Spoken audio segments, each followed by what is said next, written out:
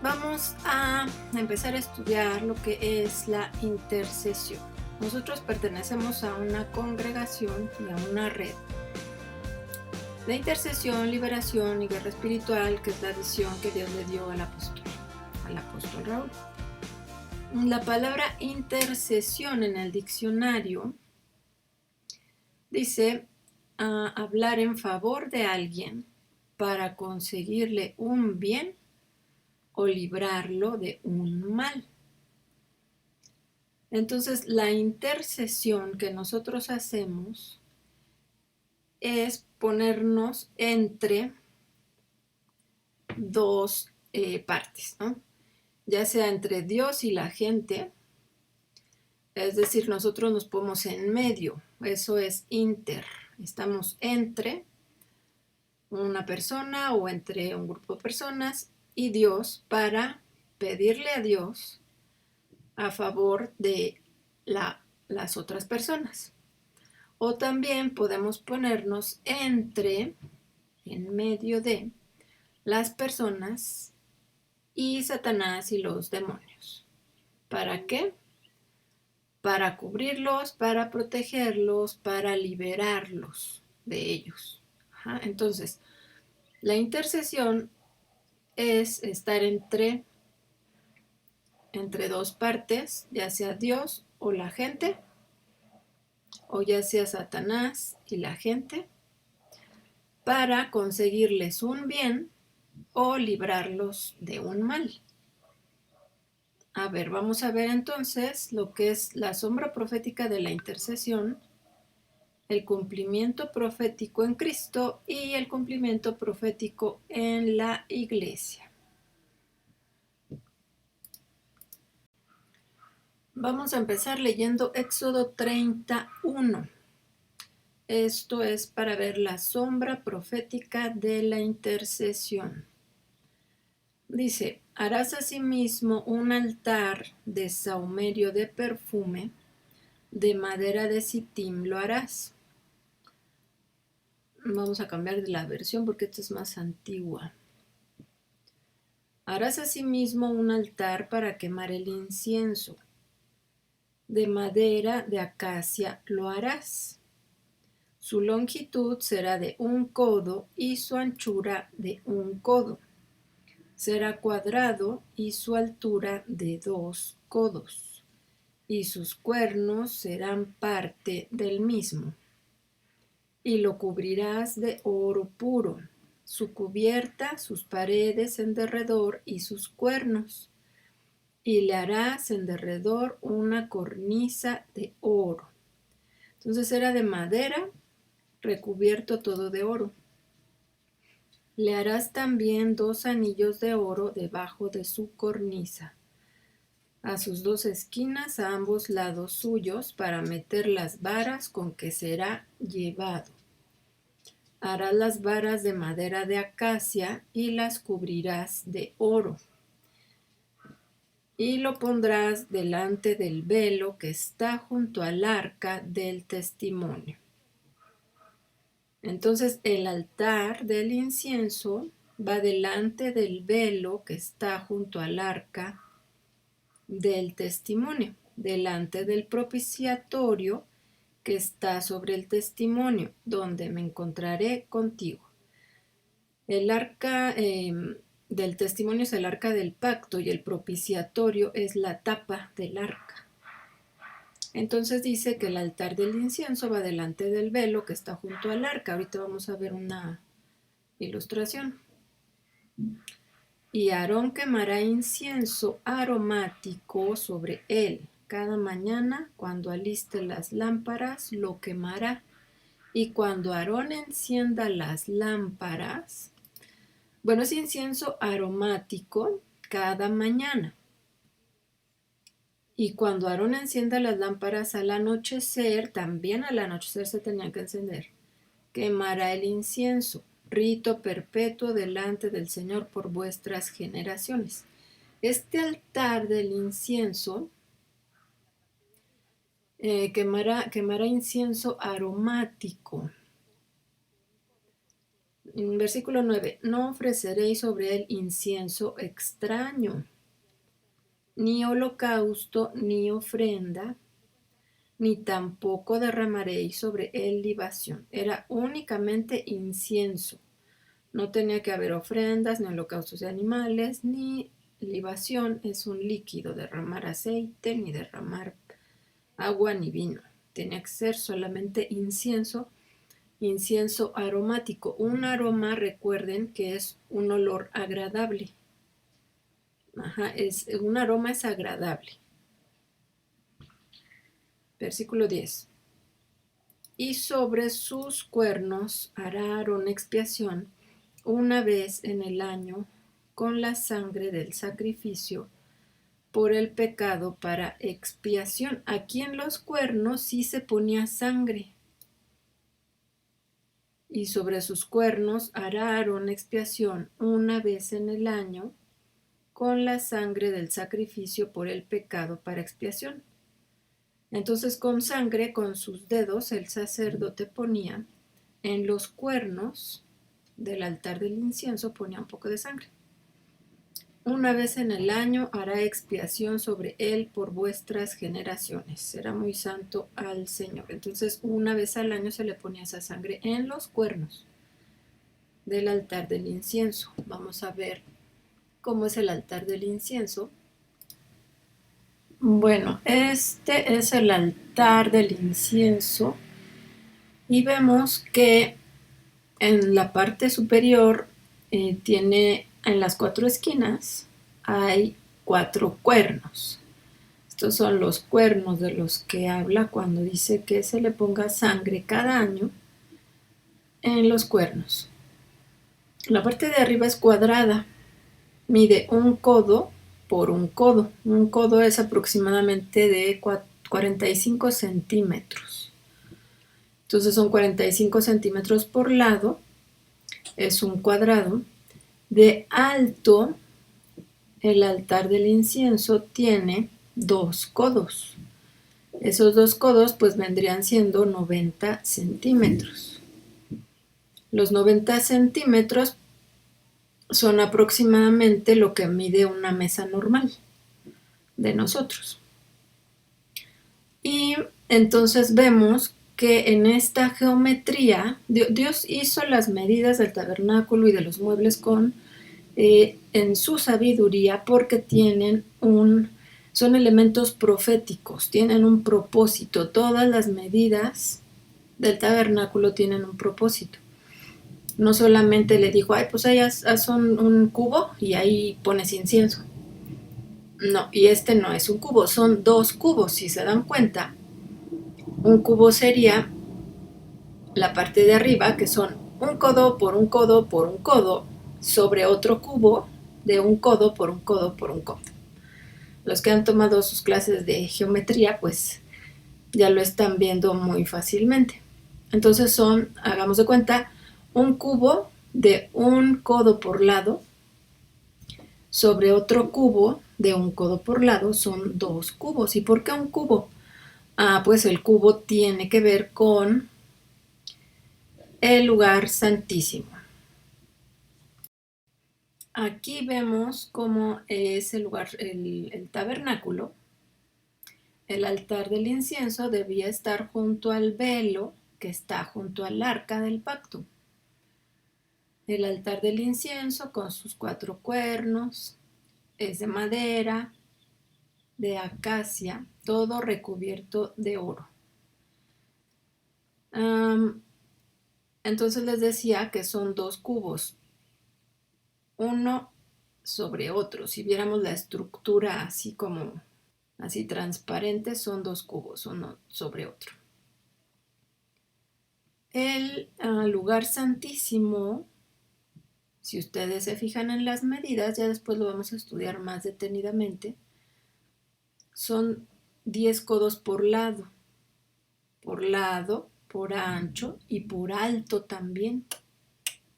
Quiere decir que el lugar santísimo es un cubo. Y ahí dentro está el arca del pacto, que no es un cubo, es un rectángulo. Acuérdense que el cubo tiene lado por lado iguales. Entonces, el arca del pacto no es un cubo, es un rectángulo. Luego vamos a ver sus medidas también, qué rectángulo es este. Y entonces está el arca del pacto, está el velo que medía 10 centímetros de ancho. ¿Por qué medía esto? Para la acústica de un estudio de grabación, por ejemplo, se tienen que poner ciertos materiales para que absorban el sonido y reboten ciertas frecuencias y se pueda grabar con una fidelidad buena el sonido y que no entre sonido del exterior que tenga que interrumpa los sonidos de la música que se está grabando o de la voz que se está grabando. Ahorita ustedes me están escuchando y se oyen los carros, se oye que pasa el de los tamales y que se oye el camión y que se oye el perro de arriba rascando o ladrando uno por ahí atrás. Entonces, en un estudio de grabación, en las paredes se colocan ciertos materiales para que esos sonidos no puedan entrar.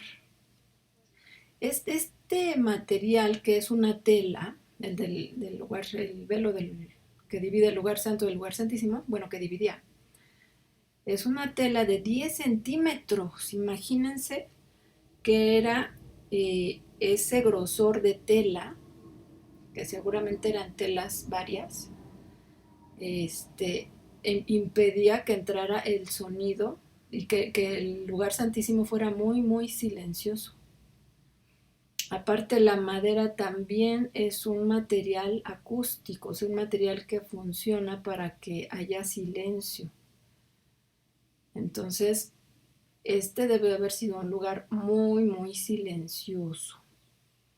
Aparte que no tenía ventanas y el techo estaba cubierto por pieles, igualmente todo eso absorbía los sonidos exteriores y estaba muy silencioso adentro. Aparte que imagínense, el incienso en este altar se quemaba y se llenaba el tabernáculo de humo. No salía por ningún lado porque no hay ventanas. Entonces se llenaba de humo, que eso representa la presencia de Dios. Igualmente en el arca del pacto, allí entraba el sacerdote y también ponía incienso, arrojaba incienso en el propiciatorio, que es la tapa del arca del pacto es el propiciatorio. Y entonces se llenaba igual de la nube del incienso. Entonces no había luz, aquí adentro no había luz, estaba totalmente oscuro. Se llenaba del humo y acá afuera estaba el candelero encendido día y noche. Estas lámparas estaban encendidas todo el día y toda la noche. Aquí sí había luz. Pero se llenaba de la nube, se llenaba de la nube del incienso. Esta es la mesa de los panes de la proposición. Ya luego vamos a estudiar un poco más esto. Pero bueno, entonces el altar del incienso se colocaba aquí. Algunos quieren ver esto. Bueno, falta el atrio, que es el patio del tabernáculo, la parte exterior. Algunos quieren ver esto como una cruz. Si lo vemos desde arriba, acá afuera faltaría el lavacro y el altar de los sacrificios, el altar de bronce. Y si los unimos con una línea, pues sí forma una cruz. Pero bueno, algunos lo ven así. Entonces, este es el tabernáculo. La parte exterior se llama atrio, que es el patio, que también está cercado, por así decirlo. Y el tabernáculo está el lugar santo y el lugar santísimo, ¿no? Entonces acuérdense, los muebles que están adentro, ya después veremos los que están afuera. Los muebles que están adentro es el candelero del lado izquierdo, el altar del incienso ahí junto a la cortina y la mesa de los panes del lado derecho. Y adentro del lugar santísimo está el arca del pacto. ¿Y qué tiene que ver esto con la intercesión? Bueno, esa es la sombra profética de lo que había de venir. Esto es, ahora, en el presente, el incienso son las oraciones de los santos. Vamos a ver Apocalipsis 5:8. Y cuando hubo tomado el libro, los 4 seres vivientes y los 24 ancianos se postraron delante del Cordero. Todos tenían arpas y copas de oro llenas de incienso, que son las oraciones de los santos. Nuestras oraciones y nuestra intercesión, acuérdense que interceder es estar a favor de alguien, orando a favor de alguien, y esas oraciones suben como incienso al cielo. Y se llenan unas copas, porque aquí dice que copas de oro están llenas de incienso, que son las oraciones de los santos. Mientras nosotros más intercesión hagamos, más oración hagamos, esas copas se van llenando de oro. Esas copas de oro se van llenando de incienso. Otro versículo que lo dice es Apocalipsis 8:4. Y de la mano del ángel subió a la presencia de Dios el humo del incienso con las oraciones de los santos. El humo del incienso con las oraciones de los santos. Entonces nuestra oración es un aroma agradable que sube a la presencia de Dios y también está llenando unas copas de oro. Las llenan de incienso. Vamos a leer cómo es la sombra y la figura de las cosas. O es los elementos proféticos del antiguo pacto. Hebreos 8, 5 y 6. No, 4 y 5. Así que si estuviese sobre la tierra, está hablando de Jesucristo, ni siquiera sería sacerdote, habiendo aún sacerdotes que presentan las ofrendas según la ley, los cuales, o sea, esos sacerdotes, sirven a lo que es figura y sombra de las cosas celestiales.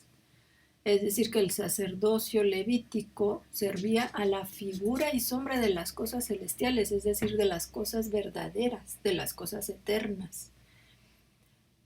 Pero no eran las cosas eternas, como se le advirtió a Moisés cuando iba a erigir el tabernáculo diciéndole, mira, haz todas las cosas conforme al modelo que se te ha mostrado en el monte. Entonces a Moisés se le mostró un modelo del cielo y ahora lo tenía que representar en la tierra, pero eso era solamente una figura y una sombra de lo celestial. Entonces vamos a ver la palabra figura. Figura, la G5262, que quiere decir exhibición para imitación o advertencia. Es una imitación, no es lo real, es una imitación. Y la palabra sombra es la G4639, es aparentemente palabra primaria sombra. Es sombra porque una sombra está reflejando la forma y la figura de un objeto, pero no es el objeto en sí, solamente refleja la misma figura. Bueno, este es el tabernáculo, a la izquierda está el candelero, a la derecha la mesa de los panes. El piso es de tierra, no había piso, el tabernáculo no tenía piso. Están los 10 panes, los 12 panes, sin la mesa de los panes de la proposición. Ahí se ven las cortinas de la entrada y las 5 columnas de esa parte. El candelero que estaba encendido día y noche. Y está el altar del incienso. Después sigue la cortina que separaba el lugar santo del lugar santísimo. Entonces ahí está el altar del incienso que estaba recubierto de oro y el humo del incienso pues llenaba el tabernáculo. Ahí en la separación con el lugar santísimo son 4 columnas y las cortinas tenían bordados querubines. Adentro del lugar santísimo, que es cuadrado, es un cubo, estaba el arca del pacto. Allá en el piso pusieron la ley, pero eso no estaba así. Las tablas de la ley estaban dentro del arca. Vamos a ver entonces la sombra profética del sumo sacerdote. En Éxodo 28:4 dice, las vestiduras que harán son estas, el pectoral, el efod, el manto, la túnica bordada, la mitra y el cinturón. Hagan pues las vestiduras sagradas para Aarón tu hermano y para sus hijos para que sean mis sacerdotes. El sacerdote es una figura profética de intercesión. Versículo 5. Tomarán oro, azul, púrpura, carmesí y lino torcido, y harán el efod de oro, azul, púrpura, carmesí y lino torcido de obra primorosa. Tendrá dos hombreras que se junten a sus dos extremos, y así se juntará. Entonces, lleva 2 hombreras. Versículo 8. Y su cinto de obra primorosa, que estará sobre él, será de la misma obra, parte del mismo, de oro, azul, púrpura, carmesí y lino torcido. Tomarás 2 piedras de ónice, esto es para las hombreras, y grabarás en ellas los nombres de los hijos de Israel. 6 de sus nombres en una piedra y los otros 6 nombres en la otra piedra, conforme al orden de nacimiento de ellos, de obra de grabador en piedra, como grabaduras de sello. Entonces se iban a grabar los nombres de las 12 tribus de Israel en esas piedras y se iba a llevar en un hombro 6 nombres y en el otro hombro otros 6 nombres. Harás grabar las 2 piedras con los nombres de los hijos de Israel. Les harás alrededor engastes de oro. Bueno, el oro significa divinidad. Versículo 12. Y pondrás las 2 piedras sobre las hombreras del efod para piedras memoriales a los hijos de Israel. Y Aarón llevará los nombres de ellos delante del Señor sobre sus 2 hombros por memorial. Entonces el sacerdote en su traje iba cargando a las 12 tribus. Eso es profético de Jesucristo, que es nuestro sumo sacerdote y que nos lleva cargando sobre sus hombros a la presencia de Dios, delante de la presencia de Dios. Igualmente, el pectoral en donde están las 12 piedras, que son cada una tribu de Israel. Eso es profético igualmente de la iglesia. Las tribus de Israel, los hijos de Israel, son proféticos de los hijos de Dios, del pueblo de Dios. Entonces el sacerdote llevaba en el pectoral, cerca de su corazón, a las 12 tribus, y ahora Jesucristo nos lleva a nosotros, a su iglesia, también en los hombros. Entonces esta es una figura profética porque Jesús es el intercesor de intercesores y Él nos lleva delante de la presencia de Dios porque Él está intercediendo por nosotros. Vamos a ver entonces, el sacerdote está intercediendo delante de Dios a favor de su pueblo, el sumo sacerdote. Jesucristo no era de la orden de Leví, porque él era de la tribu de Judá.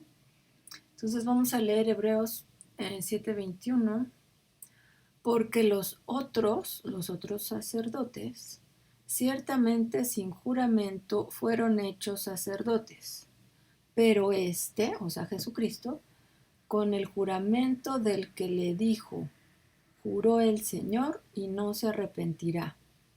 Tú eres sacerdote para siempre según el orden de Melquisedec.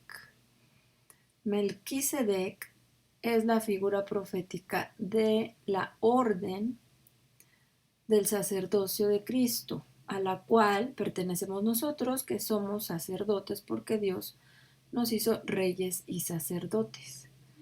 Entonces, ¿a qué orden pertenecemos? No pertenecemos al sacerdocio levítico, no, pertenecemos al sacerdocio melquisedecita. Nosotros somos sacerdotes según la orden de Melquisedec, igual que Jesús. Entonces, esta es la figura profética del sacerdocio actual, del sacerdocio eterno. El versículo 22 dice, por tanto Jesús es hecho fiador de un mejor pacto. Y los otros sacerdotes llegaron a ser muchos debido a que por la muerte no podían continuar. Mas este, por cuanto permanece para siempre, tiene un sacerdocio inmutable, por lo cual puede también salvar perpetuamente a los que por él se acercan a Dios. Entonces, Jesús es el mediador de un nuevo pacto. Jesús nos está salvando a los que nos acercamos a Dios y vive siempre para interceder por nosotros. Jesús está intercediendo constantemente delante del Padre por nosotros y ya hizo la intercesión más grande, que fue la salvación. Vamos a ver la palabra mediador. El sumo sacerdote es un mediador, el intercesor es un mediador. Primera de Timoteo 2:5. Porque hay un solo Dios y un solo mediador entre Dios y los hombres. Entonces es un intercesor porque está entre Dios y los hombres. Jesucristo, hombre. Vamos a ver la palabra mediador. G33:16, mesites, intermediario, es decir, simplemente un mediador, un reconciliador, un intercesor. Entonces Jesucristo es el único intercesor, el único intermediario, el único mediador entre Dios y los hombres. También es un árbitro. Entonces el mediador es un árbitro también. El sumo sacerdote es un mediador, es un árbitro. Vamos a ver la palabra árbitro en el diccionario. El significado número 2 dice persona que como autoridad reconocida o designada por las partes resuelve un conflicto o concilia intereses. Jesús nos concilió con Dios, resolvió nuestro conflicto. Teníamos un conflicto nosotros con Dios y Jesús lo concilió. Entonces ahora estamos reconciliados con Dios por nuestro árbitro. Éxodo 29:5. Vamos a ver que el aceite de la santa unción es necesario para un intercesor. Y tomarás las vestiduras, y vestirás a Aarón la túnica, el manto del efod y el pectoral, y le ceñirás con el cinto del efod, y pondrás la mitra sobre su cabeza, y sobre la mitra pondrás la diadema santa. Luego tomarás el aceite de la unción, y lo derramarás sobre su cabeza, y le ungirás. Un sacerdote tiene que estar ungido con el Espíritu Santo, porque si no, no va a poder interceder correctamente. ¿Y cómo es una intercesión correcta? Pues teniendo el poder del Espíritu Santo para echar fuera demonios, para hacer guerra espiritual y que funcionen nuestras oraciones, nuestros decretos y todo lo que establezcamos aquí en la tierra, se establezca el reino de Dios, Sin unción no vamos a poder hacer todo esto, y para tener unción se necesita tener santidad. Sin santidad no se puede tener unción. Entonces el intercesor delante de Satanás y los demonios tiene el poder del Espíritu Santo, debe tenerlo para echarlos fuera y para ordenar y decretar con el poder de Dios. Delante de Dios, la unción del Espíritu Santo tiene que ver con la santidad. Dios no va a escuchar nuestras oraciones y nuestra intercesión si nosotros no estamos en santidad. Si andamos en pecado, nuestras oraciones no van a tener ningún efecto, ni delante de Dios ni delante de los demonios. Entonces necesitamos la santidad y la unción del Espíritu Santo para ser intercesores efectivos, intercesores reales, verdaderos delante de Dios. Entonces vamos avanzando. Vamos a ver que la intercesión es delante del trono. Sí, delante de Dios. Vamos a interceder por la gente. Y para poder llegar ahí necesitamos santidad. Obviamente llegamos por la sangre del Cordero, pero Dios no va a escuchar nuestras oraciones si no estamos bien delante de Él. Tenemos que experimentar la presencia de Dios para ser buenos intercesores, porque la intercesión es delante de su presencia, es delante del trono, delante de su presencia, pero si nosotros nunca sentimos la presencia de Dios, entonces ¿qué comunión tenemos con Él? ¿Qué peticiones le podemos hacer si nunca hablamos con Él? Debemos estar siempre en su presencia y sentir y experimentar su presencia. También la intercesión es estar a favor de alguien. No podemos solamente estar hablando y hablando y hablando y diciendo peticiones que nos han dicho, ay hermana, ore por esto, ay ore por esto, y ahora por esto, necesito esto. Esa intercesión debe estar realmente a favor de esa persona, debemos estar a favor de esa persona para que Dios realmente conteste esas oraciones. Entonces la intercesión es a favor de otra persona que a lo mejor ni conocemos, que es la primera vez que vemos, pero estamos intercediendo con toda nuestra fe y con todo nuestro corazón porque esa persona sea libre, porque esa persona sea bendecida, porque esa persona sea sanada, porque esa persona deje de ser oprimida. Entonces la intercesión es estar a favor de alguien. Y en Cristo toda la iglesia es mediadora. Sí, porque somos reyes y somos sacerdotes. Somos hijos de Dios que ya podemos llegar delante del trono a la presencia de Dios por la sangre del Cordero. Ya podemos estar delante de Él. Y Jesucristo sí es nuestro intercesor. Y nosotros entonces somos intercesores también, somos intermediarios para que otras personas sean libres, para que otras personas tengan bendición. Toda la iglesia es mediadora, toda la iglesia es intercesora, no es que, no, yo no quiero ser intercesor, todos lo somos y todos debemos de actuar de esa manera. Todos debemos tener el deseo de ver libre a las otras personas, a las que no conocen a Dios. Por eso es que oramos por salvación primeramente para que puedan ser libres de la muerte, libres de las garras del diablo, libres para tener una salvación y vida eterna. Esa es la primera intercesión que debemos hacer, la de salvación, orar por salvación para una persona.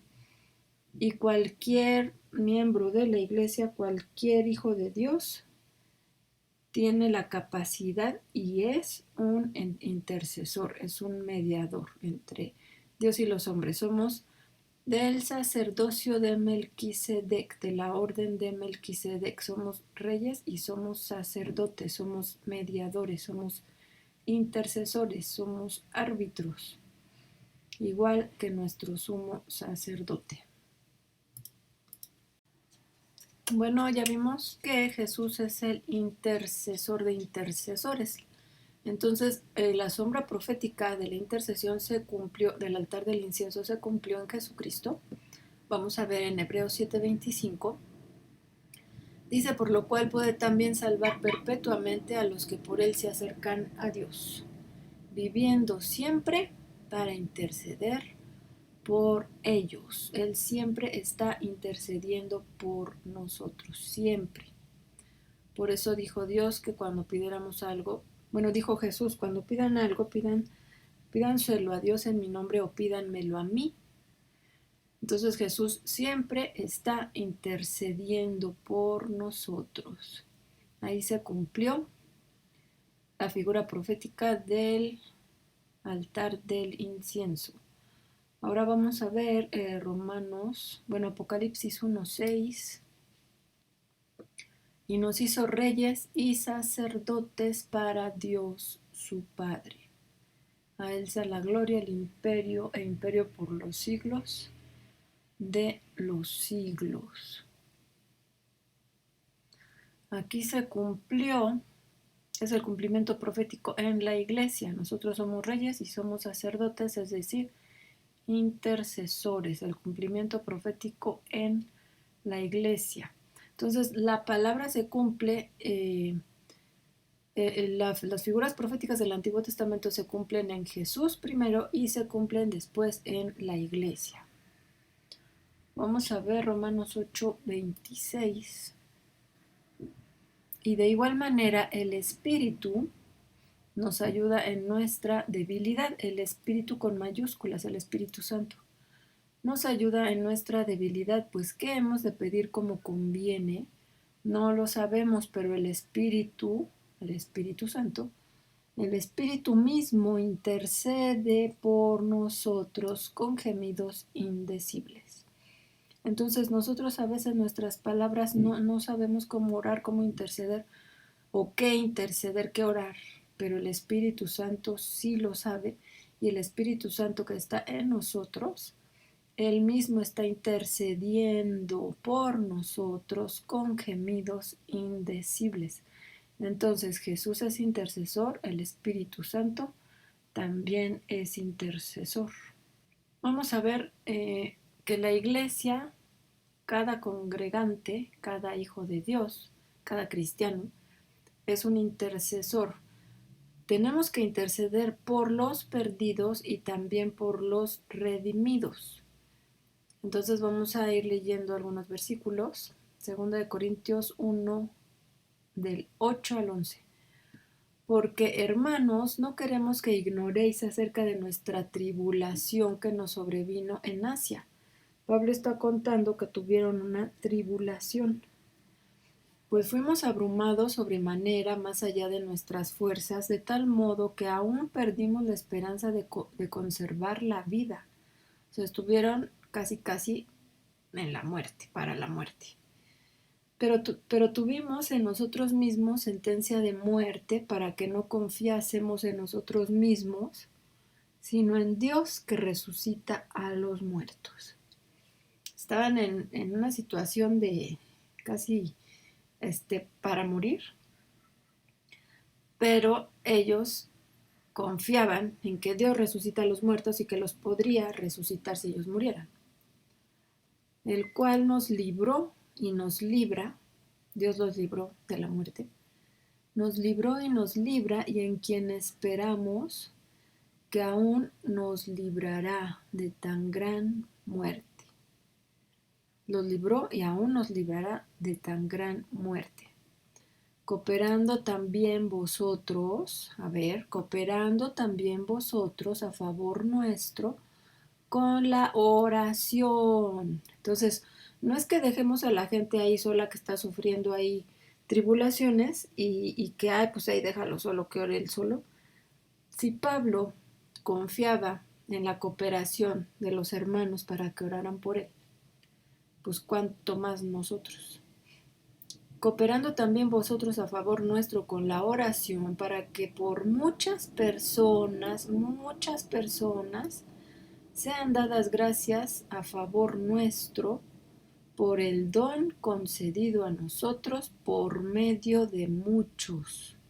Entonces Dios les concedió su favor por la oración de muchas personas, por medio de muchos para su rescate, salvación de la muerte.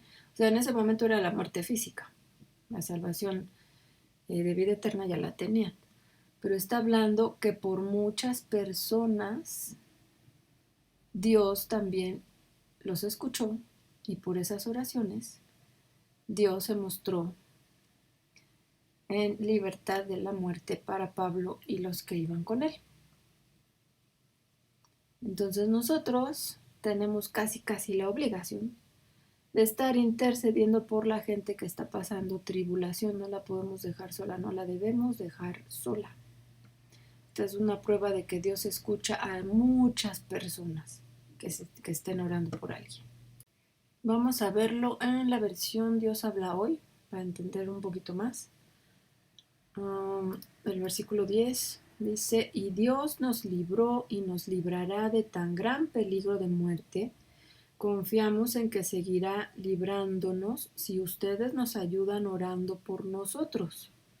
Si muchos oran por nosotros, muchos también darán gracias a Dios por las bendiciones que de Él recibimos.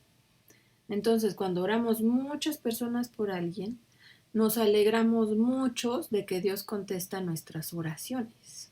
Vamos a ver Filipenses 1:19. Está hablando Pablo y dice, porque sé que por vuestra oración y la suministración del Espíritu de Jesucristo, esto resultará en mi liberación. Por vuestra oración, en su liberación de qué, de la cárcel, porque Pablo estaba en la cárcel, entonces pedía que oraran por él para que Dios lo sacara de la cárcel. Efesios 6:18. Orando en todo tiempo, con toda oración y súplica en el Espíritu, y velando en ello con toda perseverancia y súplica por todos los santos y por mí, dice Pablo, a fin de que al abrir mi boca me sea dada palabra para dar a conocer con denuedo el misterio del Evangelio. O sea, Pablo estaba pidiendo además que oraran por él para que Dios le diera palabra para poder evangelizar con denuedo, por el cual soy embajador en cadenas, que con denuedo hable de él como debo hablar. Pablo pedía que oraran por él para que Dios le diera las palabras correctas para evangelizar a la gente. Vamos a ver ahora 1 de Timoteo 2:1. Instrucciones sobre la oración. Exhorto ante todo a que se hagan rogativas, oraciones, peticiones y acciones de gracias por todos los hombres, por los reyes y por todos los que están en eminencia. ¿Para qué? Para que vivamos quieta y reposadamente en toda piedad y honestidad, porque esto es bueno y agradable delante de Dios nuestro Salvador, el cual quiere que todos los hombres sean salvos y vengan al conocimiento de la verdad. ¿Que tenemos que orar por los reyes y por los que están en eminencia y por todos los hombres? Salvación. Para que nuestros gobernantes sean salvos, tenemos que estar orando, y para que podamos vivir reposadamente en nuestro país, en nuestra ciudad. Romanos 10, del 1 al 4. Hermanos, ciertamente el anhelo de mi corazón y mi oración a Dios por Israel es para salvación, porque yo les doy testimonio de que tienen celo de Dios, pero no conforme a ciencia, porque ignorando la justicia de Dios y procurando establecer la suya propia, no se han sujetado a la justicia de Dios. Bueno, está hablando de que el deseo de su corazón por Israel es salvación. Salvación es lo más importante que tenemos que interceder por alguien. Lo primero y lo principal, salvación. Mateo 5:44. Pero yo os digo, dice Jesús, amad a vuestros enemigos, bendecid a los que os maldicen, haced bien a los que os aborrecen y orad por los que os ultrajan y os persiguen. Entonces, ¿qué vamos a orar? Por los que nos están ultrajando y persiguiendo, por los que nos aborrecen y maldicen. Vamos a orar salvación, arrepentimiento de pecado para que Dios nos pueda perdonar, que se tienen que arrepentir primero. Para que seáis hijos de vuestro Padre que está en los cielos, que hace salir su sol sobre malos y buenos, y que hace llover sobre justos e injustos. No vamos a estar orando y intercediendo solamente por los que se porten bien o por los que veamos que son buenos, no, también por los malos, porque Jesús vino por los malos, vino por los que estaban perdidos. Y tenemos que ser como Él. Versículo 46, porque si amáis a los que os aman, ¿qué recompensa tendréis? Pues qué fácil. Si nosotros nada más tenemos amor por los que nos tratan bien, qué fácil. ¿No hacen también lo mismo los publicanos? Y si saludáis a vuestros hermanos solamente, ¿qué hacéis de más? ¿No hacen también así los gentiles? Sed pues vosotros perfectos como vuestro Padre que está en los cielos es perfecto. Entonces, ¿qué es que sea perfecto? Que tiene misericordia de buenos y de malos. Los enfermos son los que necesitan doctor, no los sanos.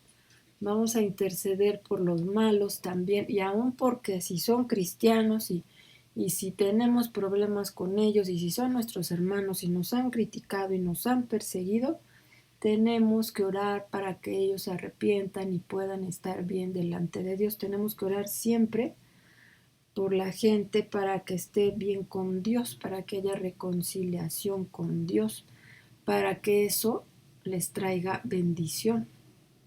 Pero si decimos, no, no voy a orar por eso porque son malos, no, no voy a orar por esos cristianos porque me tratan mal, porque me han tratado muy mal, sino que caiga la ira de Dios sobre ellos, pues no. Tenemos que orar por misericordia para que se arrepientan y no les vengan juicios sobre sus cabezas. Bueno, tenemos que orar entonces por buenos y malos, por hijos de Dios y por inconversos. Y también tenemos que orar por Jerusalén. Jeremías 29:7, y procurad la paz de la ciudad a la cual os hice transportar, y rogad por ella a Dios, porque en su paz tendréis vosotros paz.